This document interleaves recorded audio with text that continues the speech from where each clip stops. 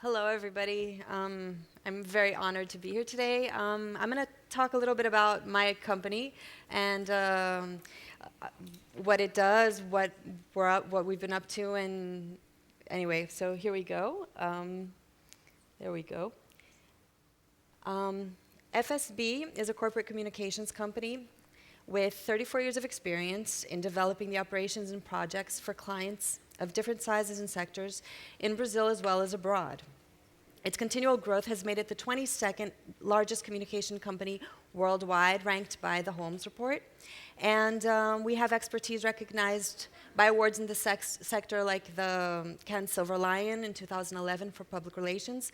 And we were also Latin American's Agency of the Year by the Holmes Report.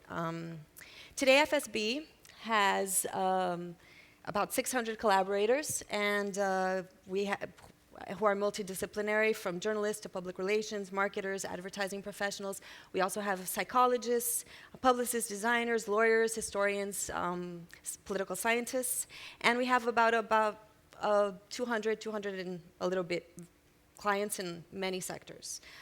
The company has 5 offices in Brazil, and in 2013 we opened our first office in the United States in New York. So now I'm going to talk a little bit about our client, Embratur, which is the tourism bureau in Brazil, and the work we've been doing for them in the past 10 years. 10 years, no, 12 years, no, 8 years. So since 2006, FSB has been working with the Brazilian Tourism Board and promoting Brazil in various aspects, like gastronomy, culture, attractions, destinations. And we've done a couple of actions that have been very successful. I think we've done 110 or a little bit more press trips in the last years, and hundreds of journalists have come to Brazil through our press trip program and experienced Brazil. In the Amazon, in Rio de Janeiro, we have a wine route in the south of Brazil, and we've been able to make journalists from all over the world have a little bit of Brazil, of the Brazilian culture. Okay. We did a PR stunt that probably was the most effective of all the PR stunts we've done so far, which was the Sun Ball, which is right over there. We did it in New York, in Times Square. And during the winter, we made a bubble, and we put it in the middle of Times Square, and people could go in and experience Brazil, the sunlight, the warmth, the sand, and take a picture, and feel in the middle of the winter in New York, they had a little bit of summer and a little bit of the Brazilian experience. So it was actually very cool. And the other thing was Casa Brasil during the 2000 FIFA World Cup in South Africa, which was also a huge success and got us loads of publicity. The Rio Plus 20 was probably the most recent we did, which was in 2012. We made a sustainable booth during the event where people could go in and find out about Brazilian information, Brazilian tourist information, and they did it with their hands. It was super interactive and technological, and it was also a big success. Okay, I guess that's about all. I don't want to bore you with all these little things about the company. I'd like to introduce Mimi Whitefield, who's the international business writer for the Miami Herald. She covers the Americas, and she's been accompanying she accompanied from the beginning the whole process for Brazil during the World Cup, and hopefully she will also do the same for the Olympics. So, Mimi Whitefield.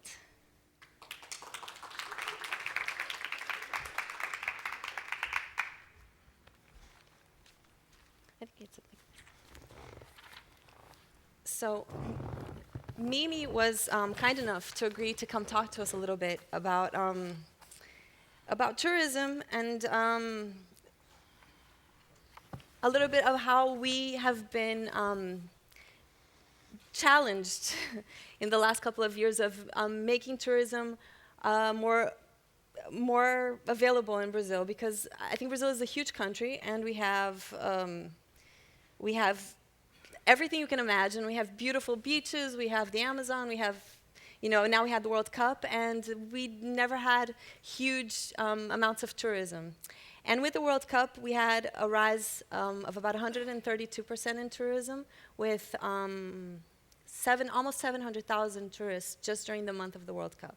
So I wanted to talk to Mimi a little bit about, since she was in Brazil during and before the World Cup, what she thinks were successful tactics and strategies that were used to promote Brazil during this time. Well, I think first of all, the World Cup and these mega sporting events represent a huge opportunity for a country. You had thousands of journalists in Brazil before and after the World Cup, and an opportunity really to tell the Brazil story. In terms of what I thought was effective, leading up to the World Cup, Brazil did teleconferences with journalists from around the world, with key players in the preparations to sort of keep us abreast. That was very helpful. They also provided transcripts of the press conferences. During the World Cup, there were many journalists who weren't FIFA accredited who still covered the event. There was a non-accredited press center in Rio where they could still get interviews, where they could still cover the events even if they weren't necessarily at the soccer stadium. From my point of view, I'm not a soccer writer. We had other soccer writers who were covering the matches, and I was very interested in them, but I was more interested in the events surrounding the World Cup, what was going on in terms of security, preparations, than what was actually going on at the stadium. So for people like me, this non-accredited press center was very helpful. Probably the most helpful for me was one of these press tours that Juliana talked about. I went on one of those prior to the World Cup. I went to Manaus, I went to Rio. The tour also went to Fortaleza. It was excellent because one thing that journalists generally don't have a lot of is time. So these tours were organized exquisitely. We didn't waste any time. We perhaps worked 12 hours a day. But they not only gave us access to the officials in the World Cup cities who were preparing for the events, but also we were able to learn about the culture. In Manaus, we went up the Amazon and went to see pink dolphin. We visited an indigenous group that was hoping to benefit from tourism. So it generated a lot of non-official stories as well, and really helped people get an idea of what they would find in Brazil. Now, one of the problems with the press tours, the way they were organized is that they would invite journalists, and these trips would be free of cost. In the United States, any major media group cannot accept a free of cost tour. It's not a problem for most European journalists. It's not a problem for a lot of Latin American journalists. So prior to this trip, which I really didn't want to miss because it was excellent, I had to spend a couple of weeks negotiating how I would pay for this. So if this is going to be your tactic, a press tour, keep in mind if you're inviting U.S. journalists that you're either going to have to come up with some kind of press rate, or to be honest, many media outlets are really challenged in terms of budgets for foreign travel these days. So if the press tour puts the group up at your finest hotels and they have to pay for it, that's going to be a problem.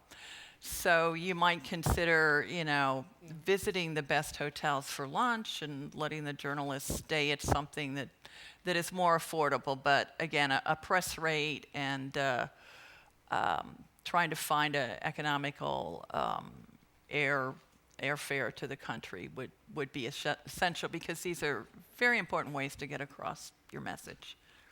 Well, we've got the Olympics coming in less than 2 years, a year and a couple of months.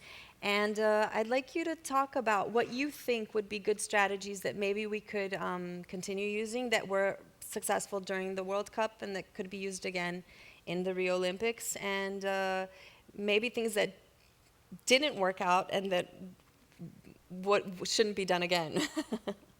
Well, I think the number one thing in terms of the Brazilian message, I have been following preparations for the Olympics and for the World Cup since 2010. And I remember back when, the Brazilian economy was just going gangbusters at that point, and Brazil was extremely optimistic. So they were promising, by the time the World Cup and the Olympics arrive, we'll have a bullet train between Rio and São Paulo. We'll have all these wonderful airports. Of course, there is no bullet train. Many of the mass transit projects that were promised were not completed for the World Cup. They will get done eventually. Hopefully for the Olympics. Hopefully for the Olympics. But that's the number one lesson.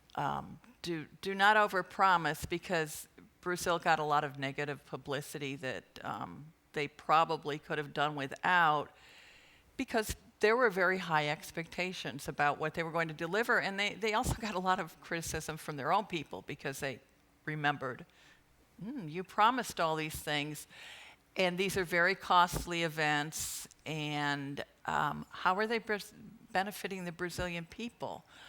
So, and of course, I'm sure everybody saw the stories, is it worth it? There were social protests starting with the Confederations Cup and the entire world leading up to the World Cup. There were armed police in the streets, heavily armed police. So you had all these headlines in Brazil, and you had all these pictures, and some of it actually could have certainly been avoided without the over-promising. So basically, I think for the Rio Olympics, what you promise is absolutely what you need to deliver a good games. And Brazil has chosen mega sporting events as an economic development strategy. So they've tried to push through infrastructure projects that perhaps the country has needed to do for 50 or 60 years. That isn't not necessarily a bad thing, but you can't promise all these grandiose projects that you may not deliver on time. Well, I think I wanted to make it a little broader, and I think big events were definitely a boost for the Brazilian economy. We had a huge amount of tourism, and I think I'm thinking about other countries, like Russia is going to be the next host of the World Cup. What do you think can be done to promote tourism in other countries, without, not Brazil, but other countries that will host these big events in the next couple of years? Well, I think definitely during the World Cup, that was a boost. As you said, the figures were wonderful during the World Cup. But I think you have to look at it as a longer range proposition, because I know I was looking at some of the hotel rates after the last match was played, and they just plummeted. Mm-hmm. The royal wedding in England, spending was going gangbusters during the wedding. In the weeks after, spending plummeted on everything across the board. So you may get this short-term boost, but you may pay for it later. And also productivity went down in Brazil. A lot of people weren't working. There were school holidays. So the economy, if you look at, the growth rates for July and June, they aren't necessarily what you would expect. But if you look at it as a more long-term proposition, I mean, most of the polls I've seen say that the World Cup was an enjoyable experience for first-time visitors. The majority of them say they would like to come back. So if you look at it as an investment in the future of tourism in your country, you should get a payback, and that's really what you're aiming for, I think. We've got a little less than a minute, so I think we can take one question if anyone has any. No? Okay, then. I think we can wrap it up then. Thank you so much, Mimi, Thank you, Juliana, for being here. Thank you.